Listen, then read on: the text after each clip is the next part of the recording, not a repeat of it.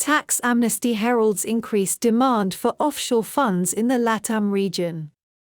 After a highly educational trip down to Buenos Aires at the end of last year, I couldn't help but be encapsulated by everything that was going on in Argentina. It absolutely felt like a country that was finally moving in the right direction, and the tax amnesty was a large part of that. On that basis, I took the time out to interview the head of our Montevideo office, Horacio Woycik, to gauge his views on how 2017 is playing out. Thanks for taking the time to speak to me, Horacio. I noted that on the 31st of March 2017, Argentina concluded one of the world's most successful tax amnesties, something of which you must be very proud of as a native Argentinian. Could you tell our blog readers a little more? Thanks, Phil. Although the Argentina government was cautiously optimistic when announcing the tax amnesty on various assets, a year ago, the results exceeded all expectations, with $116.8 billion assets declared in total. This is impressive, particularly compared to the $1.7 billion declared under the former government's tax amnesty program between 2013 to 2015. That's a truly incredible result. What do you put it down to? Some may attribute this success to investor confidence in Argentina's new government, led by Mauricio Macri, but in my opinion, this only partially explains the results. Another deciding factor in the amnesty's success was the unanimous consensus from local legal, tax and financial advisors that sooner rather than later, there would no longer be a safe place for undeclared assets, and they actively encouraged all of their clients to participate. The amnesty was seen as a last-chance opportunity for taxpayers to regularize assets before the unprecedented flow of financial information amongst tax authorities following the implementation of the OECD's Common Reporting Standard, CRS, in September 2017. That's interesting, as clearly the CRS has been a huge topic of conversation down there for a while. Has it made that much of an impact? Absolutely. CRS, FATCA, and FATCA's bilateral intergovernmental agreements, IGAs, are reshaping the international financial system, and compliance with local tax obligations will soon be monitored by financial institutions more closely than ever before. In this context, tax amnesties are just another preliminary step in a coordinated global effort. As a matter of fact, Argentina's amnesty program is only one of many tax amnesty programs taking place simultaneously worldwide.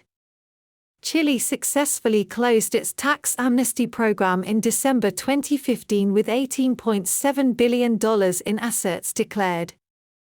Meanwhile, Brazil recently extended its amnesty program until the 31st of July 2017, with $54 billion in assets declared to date. Additionally, countries like Colombia, Peru, and Mexico have ongoing tax amnesty programs. So this is absolutely going to become the norm. What can we expect after these various tax amnesties take place? The high adherence to the different tax amnesties will likely trigger a wave of asset restructurings by high net worth individuals, with tax efficiency as the main driver. It's likely that there won't be a one-size-fits-all solution for the structuring needs of clients from different countries, as structuring will be very dependent on local tax legislation, and solutions will vary from country to country.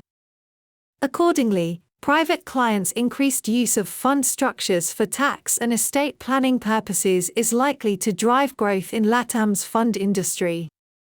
That's very interesting, and our funds blog readers would like to know a little more about why that is. I can see three obvious reasons why. Funds are a natural vehicle for asset repatriation. Tax residents in LATAM are disclosing billions of dollars through the ongoing tax amnesty programs, most of which are held abroad. Some of those assets are likely to return to their investors' countries of residence once the invisible barrier of being undeclared is lifted. It could be expected that investment funds will channel a significant portion of this inbound flow. Funds provide flexibility and other benefits. Investment funds are likely to be seen as the appropriate vehicle to hold investor assets due to the flexibility in the management of investments that the structures allow and the tax benefits that these vehicles offer investors in different jurisdictions in the region. Funds follow wealth. All LATAM jurisdictions aside from Venezuela are expected to grow during 2017. This includes the comeback of certain key LATAM economies like Argentina and Brazil, which suffered a contraction in 2016. Click here for a detailed growth forecast and comparison to 2016 performance. That's perfectly logical. Have there been any other side effects? Another interesting secondary effect of the drive to transparency is the shift away from the previous unfair and unjustified views of offshore structures. As tax authorities notice that resident taxpayers continue to legitimately hold assets through offshore vehicles for succession and tax planning purposes, the integral role offshore vehicles play to the international finance market is once again highlighted, and misinformed perceptions about illegal behavior are fundamentally cleared up. I certainly agree with that point, and it was very interesting from my perspective to note the level of interest in offshore vehicles from the very sophisticated community in that region. Finally, I must ask you the most important question: Messi or Maradona? Tricky question. I simply cannot choose between them. With Maradona and Messi, we get to enjoy the best of the present and the best of the past. As an Argentinian, couldn't be prouder. 1. Argentina's Tax Amnesty program was announced in May 2016 to establish a one-time tax payment on various assets, 10% tax on the value of disclosed financial investments, 15% if disclosed after the 31st of December 2016, 5% tax on the value of real estate properties, 0% tax if taxpayers subscribe any of the three types of Argentine public bonds available, with low return rate and lock-up periods, 0% tax if invested in Argentina funds to invest in local projects, with a 5-year lock-up period,